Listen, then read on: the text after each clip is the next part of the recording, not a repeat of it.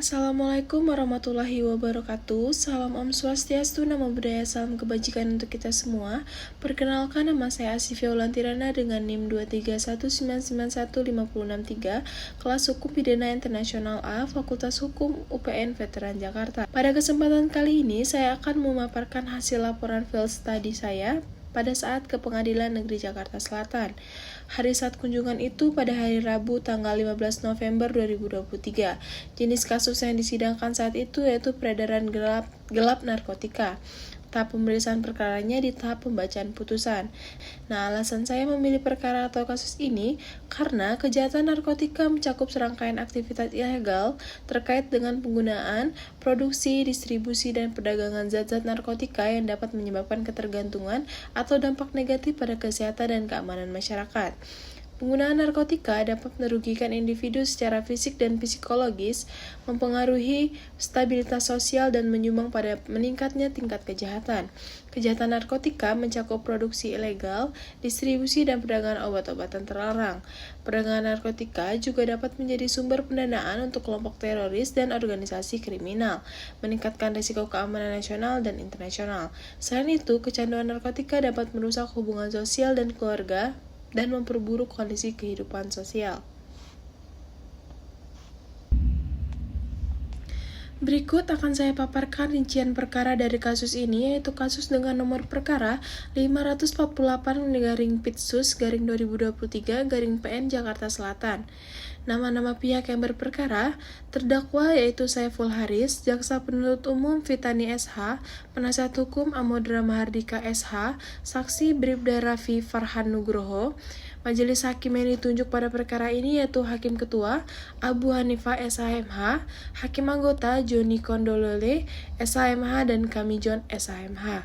Lawyer atau penasihat hukum terdakwa diwakili oleh Amodra Mahardika SH.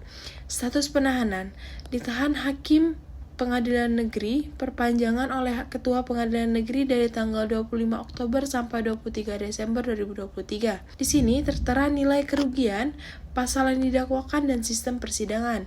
Nilai kerugian atau barang bukti yaitu 2 buah plastik klip berisi narkotika jenis sabu dengan berat bruto 2,17 gram senilai sekitar 7 juta rupiah yang berada di dalam bungkus rokok Gudang Garam Internasional. 1 bungkus plastik berisi klip kosong, 1 buah koper warna hitam merek Taskia, dan 1 unit handphone merek Xiaomi 5X warna merah. Pasal yang didakwakan yaitu pasal 114 ayat 1 Undang-Undang RI nomor 35 tahun 2009 tentang narkotika. Sistem persidangannya tanpa menggunakan sistem e-court dan semua pihak hadir. Selanjutnya, situasi saat proses persidangan. Suasana pada lingkungan Pengadilan Negeri Jakarta Selatan saat itu ramai dan terdapat beberapa ruang sidang yang juga sedang melangsungkan proses persidangan lainnya. Ruang sidang pada kasus yang saya ikuti saat itu berlangsung secara lancar dan kondusif. Pihak keluarga terdakwa juga hadir di sana untuk memberikan dukungan kepada terdakwa, terlebih saat itu yaitu pembacaan putusan.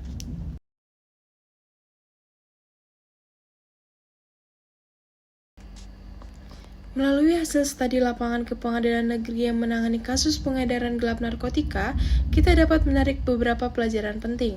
Proses hukum ini memberikan pemahaman mendalam tentang kompleksitas peradilan dalam menangani kejahatan narkotika.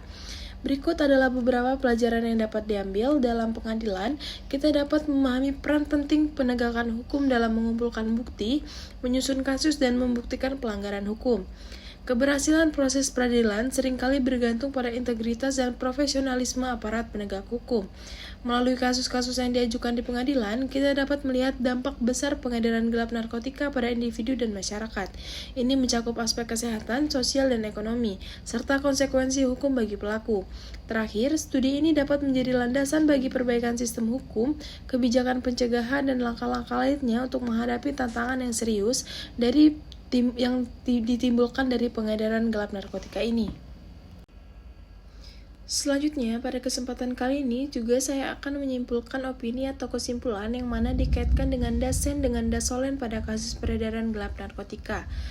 Bahwa pada putusan Pengadilan Negeri Jakarta Selatan dengan nomor perkara 548-PITSUS-2023-PN Jakarta Selatan terdakwa secara nyata dan meyakinkan telah melanggar pasal 114 ayat 1 Undang-Undang Narkotika, karena terdakwa telah memenuhi unsur tanpa hak melawan hukum memiliki, menyimpan, menguasai, atau menyediakan narkotika golongan 1 bukan tanaman.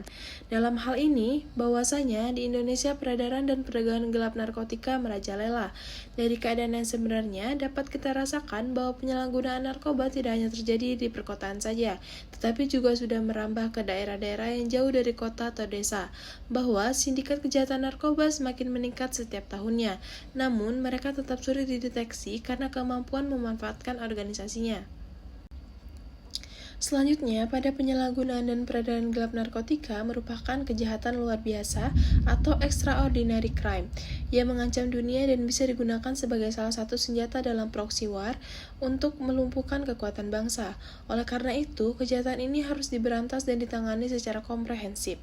Kondisi tersebut pada akhirnya membuat pengaturan dan penegakan hukum dalam rangka memberantas produksi, penyalahgunaan dan peredaran gelap narkotika harus dilaksanakan secara terintegrasi, sebagaimana terungkap dalam ASEAN Plan of Action to Combat Transnational Crime.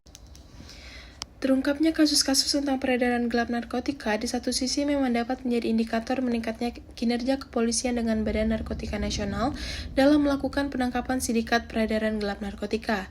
Namun, di sisi lain dapat memberi petunjuk betapa kebijakan pemerintah saat ini lemah dalam menghadapi peredaran gelap tersebut. Peredaran narkotika semakin kreatif dan inovatif. Pada kasus yang saya ikuti ini, terdakwa melakukan pengedaran dengan memasukkan narkoba ke dalam bungkus rokok gudang garam internasional yang disimpan dalam laci koper. Namun, pemerintah Indonesia saat ini telah memiliki peraturan untuk mengatasi masalah kejahatan narkotika dengan adanya Undang-Undang Nomor 35 Tahun 2009 tentang narkotika. Walaupun telah ada peraturan yang mengatur tentang kejahatan narkotika di Indonesia, ternyata sampai saat ini tidak menjadi jawaban untuk masalah ini karena kejahatan narkotika merupakan kejahatan yang para pelaku tindak pidana ini selalu memiliki cara khusus untuk terus melakukan aksinya. Dibutuhkan lagi keseriusan oleh para penegak hukum untuk mengatasi kejahatan ini. Aparat penegak hukum beserta seluruh masyarakat Indonesia dianggap perlu dengan serius dalam memerangi kejahatan tindak pidana narkotika demi generasi yang baik untuk Indonesia ke depannya.